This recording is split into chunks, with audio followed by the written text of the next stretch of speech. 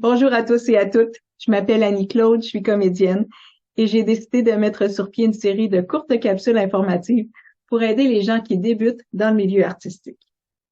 Aujourd'hui, je voulais vous parler des agents d'artistes, des regroupements d'acteurs et des directeurs de casting. Donc, vous avez décidé d'être comédien ou comédienne, vous sortez d'une école de théâtre ou vous avez suivi quelques formations et maintenant, bien sûr, vous voulez décrocher des contrats. Vous vous dites, comment je fais? Comment je fais pour avoir accès aux appels de casting? Bien, d'abord, c'est très important de connaître la différence entre les différents intervenants. Un agent d'artiste, c'est pas la même chose qu'un directeur de casting. Un directeur de casting, c'est quoi? C'est la personne qui est en lien directement avec la production. C'est la personne qui va mettre sur pied les appels de casting, qu'on appelle communément des breakdowns. Un breakdown, c'est quoi? C'est en fait la liste des différents rôles à combler avec une description sommaire des personnages. Le directeur de casting envoie ses breakdowns aux agents d'artistes qui, de leur côté, proposent des comédiens de leur agence. Le directeur de casting reçoit tout ça, fait un tri. S'il y a des auditions à organiser, il les organise, il convoque les comédiens aux auditions. Si ce sont des rôles sans audition, ben, le directeur de casting fait une sélection, propose quelques candidats à la réalisation et à la production. L'agent, c'est la personne qui représente directement les comédiens. Un agent, c'est la personne qui fait la promotion de ses artistes. C'est la personne qui va proposer tel ou tel comédien de son agence pour tel ou tel rôle. L'agent, c'est aussi celui qui va mettre à jour la fiche de ses artistes sur le site Internet de l'agence. Et c'est aussi la personne, évidemment, qui va s'occuper de gérer les contrats et les cachets de ses artistes. Voilà pour l'agent d'artiste. Le cheminement traditionnel, c'est qu'un comédien est un agent. On a au Québec une très belle vitrine qui s'appelle les auditions générales du CADSU. Ça a lieu à chaque année.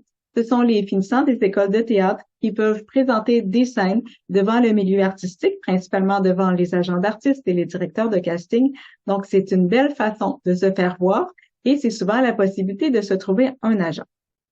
Si vous avez fait les auditions du CADSU, que vous n'avez pas trouvé d'agent ou que vous êtes un comédien autodidacte, il y a toujours la possibilité, pour se trouver un agent, de les contacter directement.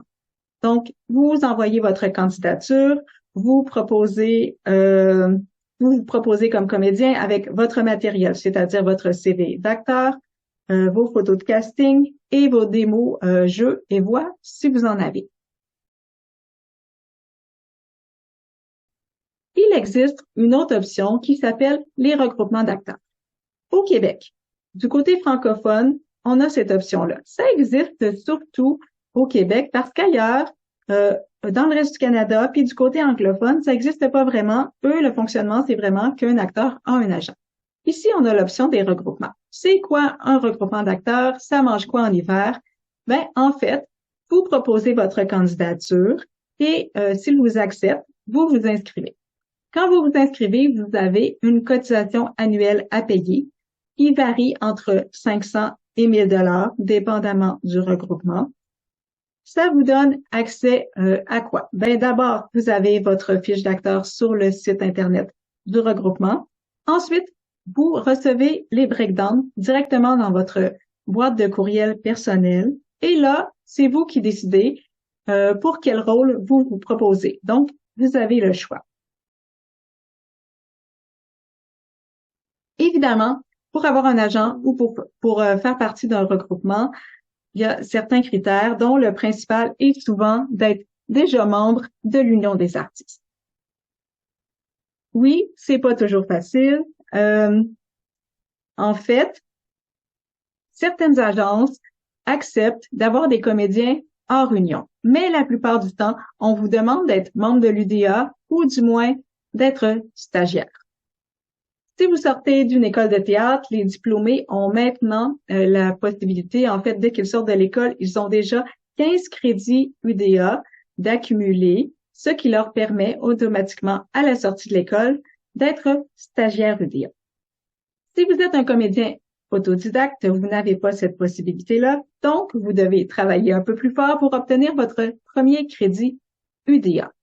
Pour obtenir son premier crédit et devenir stagiaire UDA, il faut obtenir un rôle parlé. La figuration, ça fonctionne pas. La figuration fonctionne pour les autres crédits que vous allez accumuler ensuite, mais pour votre premier crédit, il faut absolument obtenir un rôle parlé. Quelle option est la mieux? Est-ce que c'est mieux d'avoir un agent? Est-ce que c'est mieux de faire partie d'un regroupement d'acteurs? Moi, je pense qu'il n'y a pas de bonne réponse. La bonne réponse, en fait, elle est en vous. Elle dépend de vous, de votre personnalité, de vos besoins. La principale différence entre un agent et un regroupement, c'est que l'agent, comme il vous représente, il va prendre une commission sur vos cachets. Habituellement, c'est 15% maximum. Le regroupement ne prend pas de commission. Vous payez une cotisation annuelle à un regroupement d'acteurs, mais ensuite, vous gardez la totalité de vos cachets si vous avez décroché des contrats. Donc ça, c'est la principale différence entre les agents d'artistes et les regroupements d'acteurs. Ensuite, comme j'ai dit, ça dépend de qui vous êtes. Est-ce que vous êtes quelqu'un qui préfère avoir le contrôle de vos affaires, qui aimait être au courant de tout, ou vous préférez que quelqu'un d'autre gère ça à votre place? Faire partie d'un regroupement d'acteurs, ça demande certaines qualités. Ça demande aussi d'avoir un peu de temps à accorder à tout ça, c'est-à-dire qu'il faut prendre le temps de lire les breakdowns, prendre le temps de se proposer. Il faut aussi, bien évidemment, être au courant un peu de la base des conventions collectives. Il faut vérifier son contrat, il faut vérifier son cachet pour être sûr que tout est correct, parce que si jamais il y a une erreur, c'est vous directement qui devez contacter soit la production, soit l'UDA pour vous aider.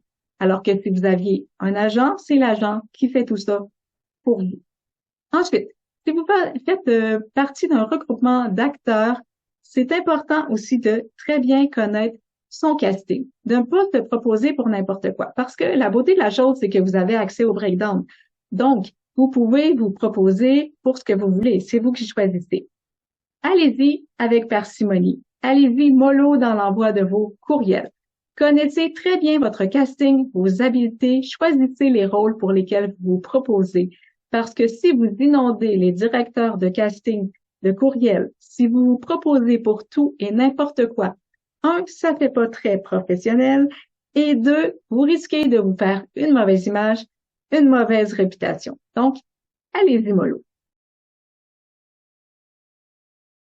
Vous n'avez pas d'agent. Vous voulez pas payer pour un regroupement d'acteurs. Il existe évidemment la possibilité d'envoyer votre matériel directement au directeur de casting. Vous envoyez votre CV d'acteur, vous envoyez vos photos de casting, vous envoyez vos démos et vous dites « Bonjour, je suis comédien, je suis comédienne et je suis disponible pour vos projets futurs.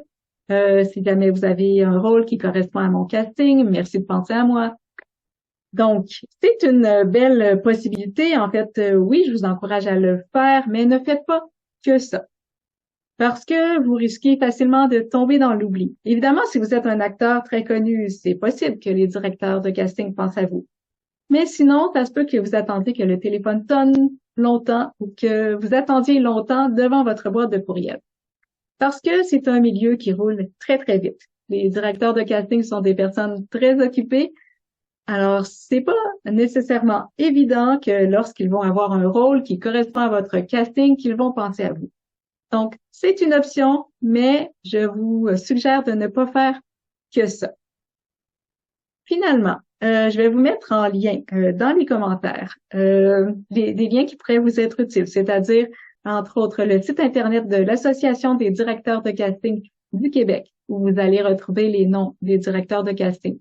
Je vous mets aussi le lien de l'Association québécoise des agents artistiques, où vous allez avoir la liste des agents artistiques au Québec. Et finalement, je vous mets les liens des différents regroupements d'acteurs qui existent au Québec aussi. Donc, voilà. J'espère que je vous ai aidé un peu à débroussailler tout ça.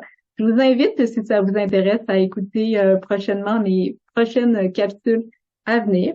Merci beaucoup de votre écoute et bonne fin de journée.